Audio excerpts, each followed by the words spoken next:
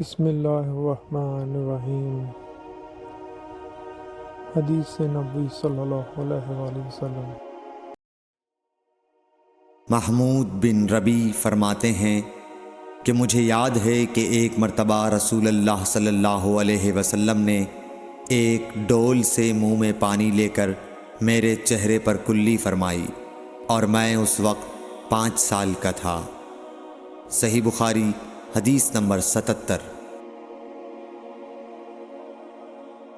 حضور اکرم صلی اللہ علیہ وآلہ وسلم نے فرمایا کہ ایک بار حضرت موسیٰ علیہ السلام بنی اسرائیل کی ایک جماعت میں تھے کہ اتنے میں ایک شخص آیا اور کہنے لگا، کیا آپ جانتے ہیں کہ دنیا میں آپ سے بھی بڑھ کر کوئی عالم موجود ہے؟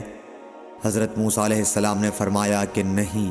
تب اللہ تعالیٰ نے حضرت موسیٰ علیہ السلام پر وحی نازل کی کہ ہاں، ہمارا بندہ خضر علم میں تم سے بڑھ کر ہے۔ تو حضرت موسیٰ علیہ السلام نے ان سے ملنے کی راہ دریافت کی۔ اس وقت اللہ تعالیٰ نے ان سے ملاقات کے لیے مچھلی کو نشانی قرار دیا اور ان سے کہہ دیا کہ جب تم مچھلی کو نہ پاؤ تو لوٹ جانا، تم خضر سے ملاقات کر لوگے۔